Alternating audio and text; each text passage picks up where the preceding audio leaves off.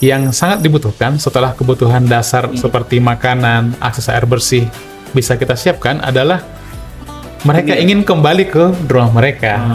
BMH melihat bahwa respon yang kita lakukan itu memang idealnya dilakukan dengan pendekatan teknokratik ya. Jadi betul, berbasis perencanaan yang matang didukung dengan data dan seterusnya, sehingga antara dampak yang kita harapkan selaras dengan aksi-aksi yang kita lakukan. Iya.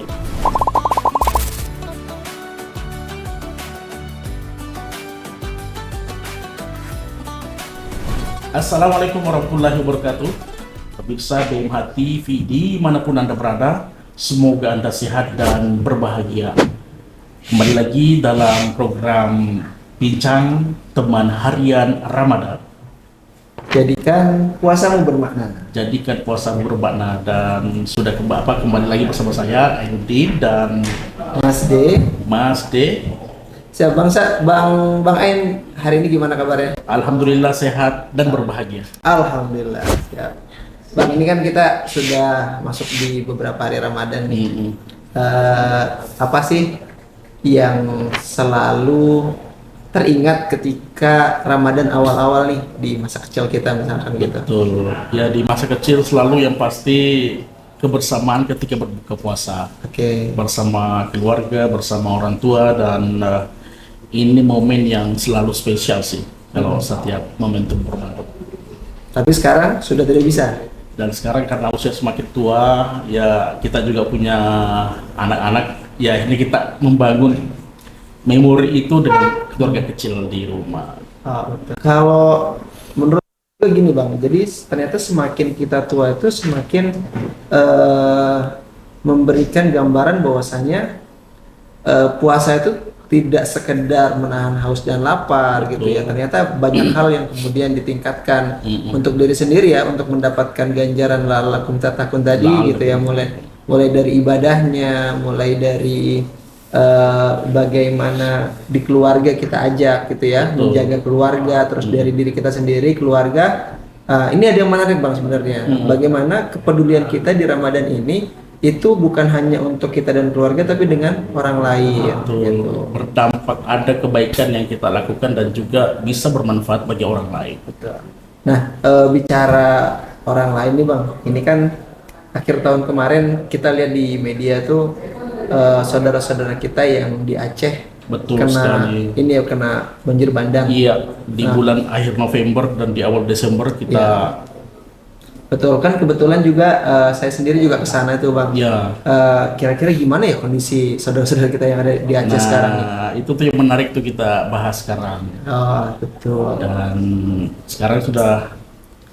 Karena gini Bang, kenapa saya tiba-tiba kepikiran nih? Karena waktu saya ke sana itu kondisinya tuh sangat parah sekali memang. Jadi air itu sekitar 5 sampai 10 meter. Kemudian ada rumah yang tertimbun dengan lumpur. Yang saya bayangkan saat itu mungkin 1-2 bulan tidak akan selesai. Karena lumpurnya itu tebal banget gitu. Parah banget. Nah, kayaknya asik nih kalau kita ngobrol langsung sama pakarnya. Iya, sama orang yang pernah ke sana ya. Siap, betul. Iya. Jadi kita sudah mendatangkan siapa hari ini Bang? Ya, hari ini kita sudah kedatangan tamu istimewa Pak Syamsuddin. Beliau sebagai apa? Beliau adalah Direktur Program dan Pendayagunaan Baitul Mal Hidayatullah. Iya, Prodaya BMH. Kita sapa beliau ya. Ya. Assalamualaikum Bang Sam, Pak Syamsuddin. Waalaikumsalam. Cerah sekali dan berbahagia. Alhamdulillah. Sahur hari ini aman? Sahur aman. Ya, jangan sampai tidak sahur Bang. Alhamdulillah. Tidak sahur itu mendapatkan pahala dan juga bisa bikin fit sepanjang hari. Tadi sahur bersama keluarga. Iya. By the way, sahurnya apa nih? Mungkin bisa bagi kisi-kisi nih biar kita juga bisa lebih fresh tiap hari nih. Saya undang aja ya ke rumah. Oh iya, betul juga ya. Kita siap diundang untuk santap sahur di rumah beliau. Iya kan biasanya sahurnya itu yang diundang itu buka puasa ya. Menarik juga nih ada sahur bareng ya. Gitu ya. Sahur bersama. Oke. Menarik nih Bang. Jadi ide tadi undangannya kayaknya harus kita hadiri gitu ya. Betul, kita sambut dengan gembira. Salah satu hak atau kewajiban dari seorang muslim itu ketika diundang dia harus hadir. Jadi ditunggu undangannya Bang Syam. Siap. Ya, di mana kira-kira titik koordinat? Di rumah aja. Siap. Ya, Bang Syam, ini kan menarik tadi obrolan saya sama Bang Ain ya terkait kebencanaan. Ya, sebenarnya apa yang melatar belakang ini kemudian BMH ini mau turun untuk di Aceh gitu ya, atau kenapa harus di Aceh? Padahal kan skala bencana cukup besar nih, ada di Sumatera Utara, kemudian di Sumatera Barat dan Aceh sendiri. Ya, alhamdulillah BMH di setiap bencana kemanusiaan seperti kemarin selalu hadir. Untuk bencana yang skala kecil, kita memang memaksimalkan potensi-potensi yang sudah ada di daerah. Kita punya perwakilan di setiap provinsi, punya relawan yang juga sudah standby di sana. Hanya memang kemarin karena skala bencananya cukup besar ya, ada 3 provinsi yang terendam, akhirnya itu menjadi perhatian nasional sehingga BMH Pusat pun hadir ke sana. Alhamdulillah kita hadir di semua provinsi dari awal sampai sekarang dengan respon yang tentu menyesuaikan dengan kebutuhan yang ada di sana. Di awal-awal kita terlibat dalam respon tanggap darurat. Kita turunkan tim SAR ke sana. Iya. Kita berusaha memenuhi kebutuhan dasar prioritas yang dibutuhkan oleh masyarakat. Bahan konsumsi ya. Ya, waktu itu Mas Dian sempat menginisiasi SPPB, Stasiun Pelayanan Penyintas Bencana. Ya. Jadi lewat program SPPB itu paralel ya dengan pertolongan dan recovery yang dilakukan ya. Iya, jadi begini Bang En, jadi kenapa kemarin itu kita menginisiasi program tersebut, semangat masyarakat untuk membantu saudara-saudara kita yang ada yang terdampak bencana ya, di Aceh, kemudian di Sumatera Utara dan Sumatera Barat ini cukup besar. Hanya saja kita berpikir kenapa tidak diorganize dengan baik gitu ya. Satu hal yang kami lihat di lapangan, karena kalau terjadi bencana ini sebenarnya kita berbeda-beda pendekatannya, tapi memang untuk kebutuhan masyarakatnya itu pasti sama, kebutuhan hidup dasar. Tapi skala bencana itu penanganannya juga akan berbeda. Nah, dengan kejadian banjir ini, ketika misalkan banyak masyarakat kemudian memberikan bantuan dalam bentuk sembako, pertanyaannya kemudian kemarin tuh mereka mengolah pakai apa? Karena semua tools yang digunakan untuk mengolah makanan atau sembako yang kita berikan itu tidak bisa dipakai. Semua ada yang terendam lumpur, ada yang kemudian hanyut terbawa air gitu ya, sehingga memang kita menginisiasi kemarin tuh program SPPB. Jadi sembako-sembako yang dibawa sama masyarakat ini kemudian kita masukkan ke dapur kita ya, dapur umum bersama, kemudian kita masak di situ, kita melibatkan, dan menariknya ini kita melibatkan masyarakat lokal. Nah, jadi di sana itu ada masyarakat yang terdampak secara langsung, ada juga yang terdampak secara tidak langsung. Terkait tadi cerita itu kan menarik Pak Sam ya, terkait masyarakat rentan ini, dan tentu di situ masuk kemudian terdampak anak-anak dan keluarga-keluarga rentan yang miskin gitu. Bagaimana kemudian sebagai yang membidangi pemberdayaan, BMH masuk ke ruang-ruang itu, ke ruang-ruang merespon masalah-masalah ya, tentu bukan hanya kasus Aceh, bencana Aceh, tapi secara nasional bahkan global isu-isu tentang kerentanan ini sangat luar biasa. Bagaimana BMH merespon itu? Jadi kita melihat ya, BMH melihat bahwa respon yang kita lakukan itu memang idealnya dilakukan dengan pendekatan teknokratik ya. Jadi betul, berbasis perencanaan yang matang didukung dengan data dan seterusnya, sehingga antara dampak yang kita harapkan selaras dengan aksi-aksi yang kita lakukan. Alhamdulillah kemarin, dan itu juga kita lakukan di setiap intervensi program, memang kita awal dengan pelibatan masyarakat. Kita ada pemetaan sosial ya, ada pemetaan sosial yang kita lakukan. Kita tanya masyarakat apa yang sebenarnya mereka butuhkan, apa yang prioritas Berarti mereka ada butuhkan. tim awal ya yang kemudian melakukan pemetaan. Betul, ada tim awal yang melakukan. Tadi kan yang melatar belakangi turunnya BMA segala macam tadi sudah Bang Sam sampaikan ya. Untuk saat ini gitu ya, prosesnya itu apakah cuma murni respon darurat aja atau sekarang ini sudah masuk fase apa sebenarnya untuk saudara-saudara kita yang ada di Aceh Tamiang?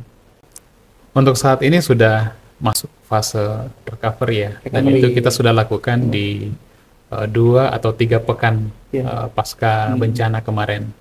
Jadi memang di awal-awal kita merespon dengan pemenuhan kebutuhan dasar ya, dengan beberapa kegiatan yang ada SPPB, ada pencarian dan pertolongan korban, kemudian ada apalagi Mas Dian di awal-awal itu Saya juga sempat baca berbagai logistik BMH sembako. membangun rumah apa itu? Rekam Nah, apa? Rekam itu Recycle house itu bagian dari recovery house. recovery. Nah, Bisa jadi ceritakan nggak terkait itu? Apa cerita menariknya apa di situ? siap.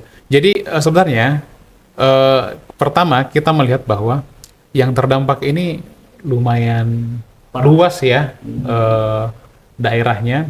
Sumber daya kita ini terbatas. Sehingga pada saat kita melihat bahwa alhamdulillah pemerintah sudah hadir dengan beberapa aktivitas bantuan yang diberikan untuk pemenuhan kebutuhan dasar tadi, kita sudah mulai beralih ke fase recovery. Dan yang kita temukan di sana bahwa ternyata yang sangat dibutuhkan setelah kebutuhan dasar seperti makanan, akses air bersih bisa kita siapkan adalah mereka ingin kembali ke rumah mereka. Sebenarnya BMA ingin mendorong transformasi masyarakat yang lebih cepat di sana pasca terdampak secara sosial, secara ekonomi. Tapi untuk ke arah sana, saya melihat sepertinya agak berat nih ketika mereka masih tinggal di camp-camp pengungsian, tenda-tenda pengungsian. Emang tendanya ada, Bang? Alhamdulillah ada. Ada ya. Ada. Dari mana Bang tendanya? Dari macam-macam sih. Ada dari pemerintah, ada dari NGO juga, dan alhamdulillahnya di lapangan antar NGO itu saling melengkapi semuanya. Ada kolaborasi. Tapi saya mau menanggapi tadi terkait recycle house ya, terkait recovery. Recycle house. Jadi pada saat kita menemukan fakta bahwa ternyata masyarakat ini membutuhkan suasana untuk berkumpul dengan keluarga, mereka harus kembali ke rumahnya, dan kita melihat, oh ternyata rumah-rumah mereka ini luar biasa parah ya terdampak karena sebagian besar terseret arus, rumah-rumah kayu terseret arus banjir, ya sebagian besar hilang. Jangankan tadi peralatan dapur ya, ya semuanya hilang, atap pun hilang. Saya penasaran karena saya sendiri hanya melihat di foto dan di gambar-gambar yang beredar. Seperti apa sih sebetulnya suasana rumah yang memang betul-betul rata dengan tanah, tertimbun? Saya kan baca berita katanya sampai tertimbun sekian senti gitu ya. Yang Anda saksikan di sana seperti apa rumah itu yang parah? Seperti yang Pak Yudin saksikan di foto itu, persis. Jadi memang parah ya. Setiap yang datang ke sana hampir menyampaikan kesan yang sama. Bahkan karena luasnya yang terdampak cukup lama baru bisa diberikan respon yang memadai ya terkait itu. Cuman pada saat fase recovery tadi kita memang sudah mulai memetakan kita akan mulai mengintervensi dari titik mana. Alhamdulillah kemarin kita bergerak dari satu desa di Kabupaten Aceh Tamiang, namanya Desa Semadam. Di sana kita mulai tuh sebuah intervensi berbasis komunitas. Jadi intervensi yang kita lakukan ini memang benar-benar melibatkan masyarakat dari perencanaan sampai implementasi, sehingga rumah-rumah yang Bung Ain lihat yang kita bangun di sana itu dibangun dengan sangat cepat dan dengan biaya yang sangat-sangat ekonomis, sangat minimalis. Karena kita hanya menambahkan beberapa material yang benar-benar dibutuhkan, material bangunan lama yang kita anggap masih layak untuk digunakan, tetap kita gunakan. Dan yang lebih dahsyat itu adalah kolaborasi warga sebenarnya. Jadi Rumah ini kan sebagian besar bergeser dari posisi semula. Jadi harus direlokasi dulu. Direlokasi ke posisi semula, lalu kemudian dilakukan Jarak rehabilitasi. pergeserannya itu berapa? Macam-macam ya, ada yang 5 meter, bahkan ada yang sampai 200 meter. Dan itu kita intervensi semua. Ada yang hilang, Bang. Ada yang hilang, Rumahnya hilang. ada yang rumahnya hilang. Ada yang nyangkut di atas ruko. Dan pada saat intervensi dilakukan, sebagian besar masyarakat itu terlibat, Ya. saling gotong royong. Kita selesaikan dalam sehari itu bisa sampai 3 dan sampai 5 rumah ya. Kita tuntaskan dalam sehari. Masya Allah. Karena tadi gotong royong, dan gotong royong tadi biayanya semakin minim, kos yang digunakan, tapi pengerjaannya sangat cepat. Dan alhamdulillah, meskipun gotong royong, hasilnya sangat memuaskan. Iya. Dari 20 rumah lebih yang kemarin terdampak parah dan anggota keluarganya harus mengungsi, per hari ini sudah di rumah masing-masing, menempati rumah yang kita bantu intervensi, menyambut Ramadan bersama keluarga, alhamdulillah. Nah, Bang Syam, menarik tuh tadi terkait ini kan cakupan wilayahnya cukup luas ya. Iya. Luas banget, pokoknya luas banget. Aceh Tamiang aja tuh udah Luas. seluas gitu kan. Nah, kalau tadi ada program sekarang kan sudah masuk tahapan recovery ya nih Bang ya. Terus kemudian ada program recycle house. Jadi intinya bukan membangun baru tapi memaksimalkan bahan yang sudah ada, kemudian bisa menghadirkan hunian yang layak gitu ya. Nah, di sisi lain pemerintah pun kan juga ada bantuan yang sama nih gitu ya. Nah, pertanyaan saya kemudian untuk memastikan bahwasanya bantuan ini tepat sasaran, tidak ada double atau ini merata, itu seperti apa tuh yang dilakukan? Apalagi kan di titik lokasinya cukup cakupannya luas sekali gitu. Untuk memastikan itu gimana? Apa yang dilakukan oleh teman-teman di BMH sendiri?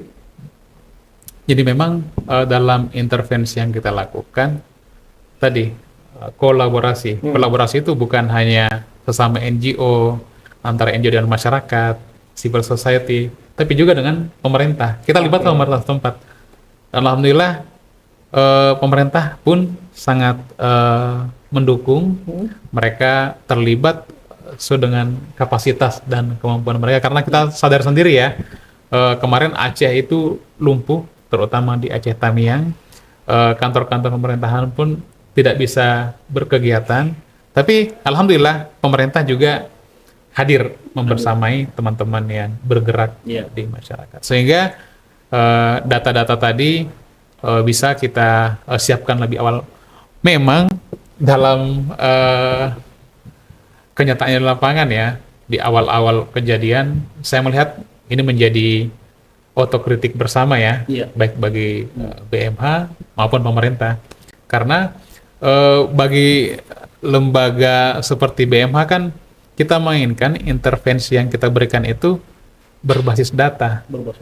Pada saat kita turun ke lapangan, memang data-data yang tersedia yang kita butuhkan itu tidak bisa disiapkan oleh pemerintah. Misalkan ada berapa jumlah penduduk di sini, ada berapa Masalahnya ini Bang, lansia dan lain-lain.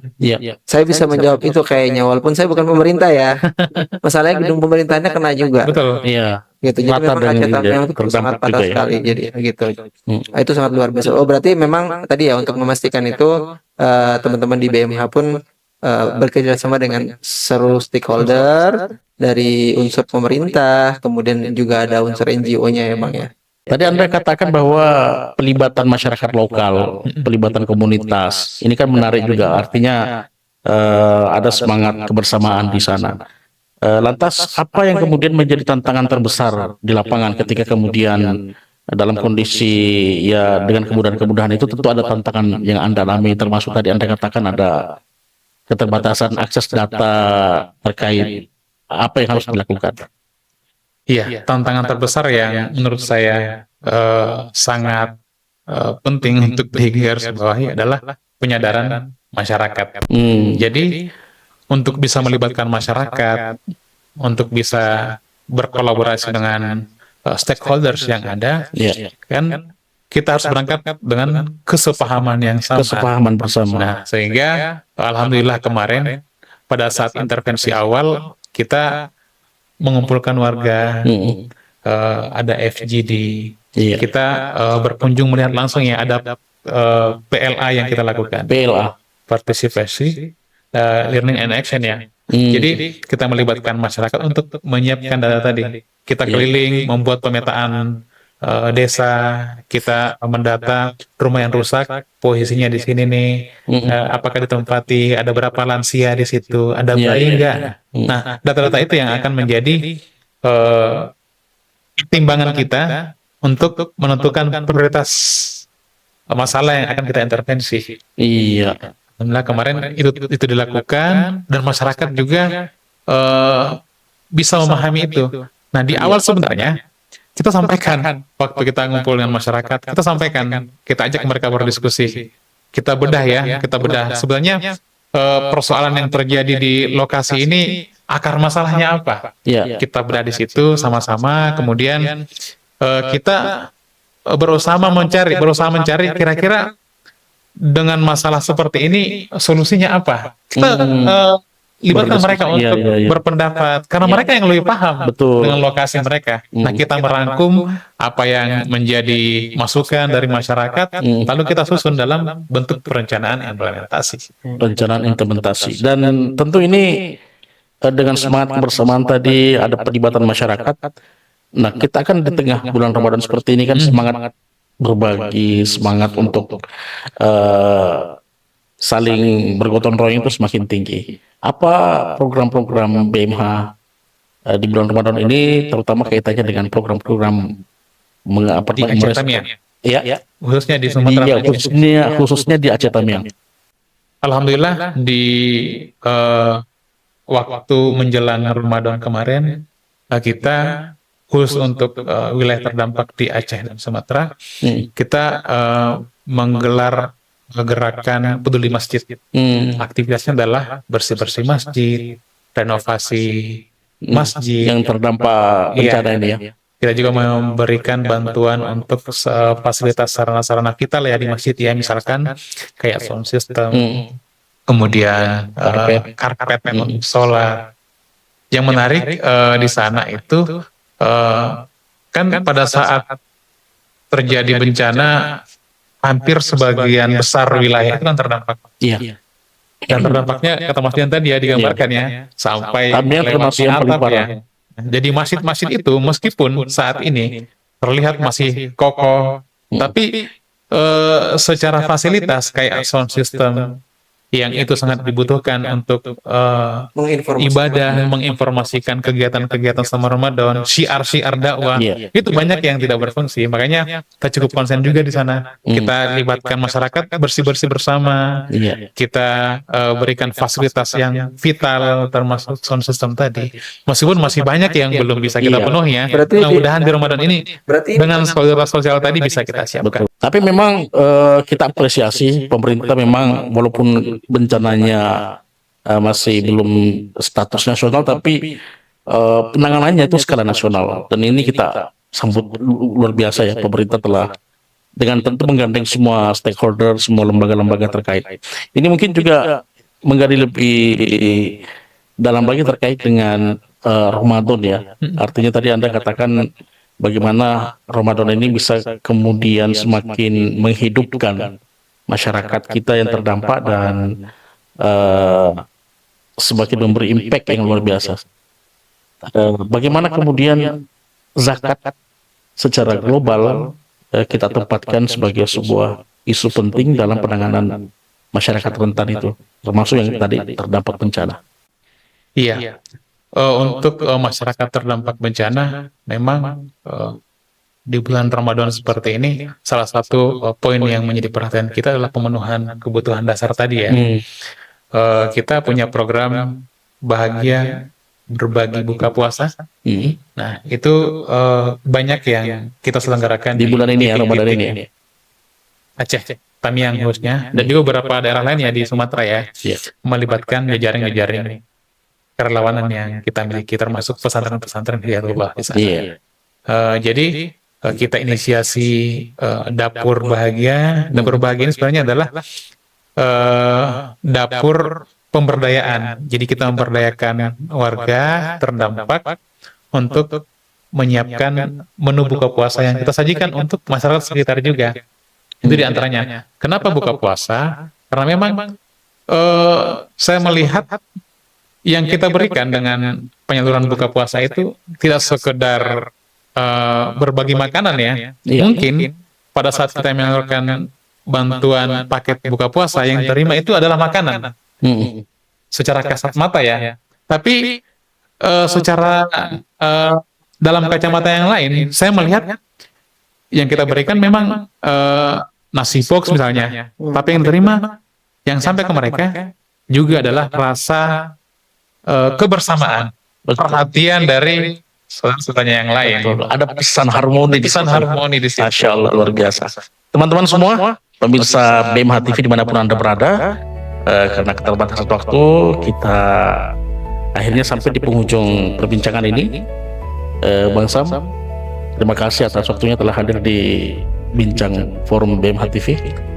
Ya, terima kasih Bang Syam. Sama-sama. Semoga Mas Dian, program-program BMH semakin keren di sana. Siap. Semoga semakin kebaikannya semakin merata dirasakan. dan berkelanjutan. Berkelanjutan. Baik teman-teman semua, demikian perbincangan kami bersama Pak Samsudin dan rekan saya Mas D dalam program Teman Harian Ramadan. Jadikan puasamu bermakna. Semoga bermanfaat dan semoga Anda sehat selalu dan menjalani puasa hari ini dengan penuh semangat dan pahala yang berlimpah. Assalamualaikum warahmatullahi wabarakatuh. Salam. Terima kasih.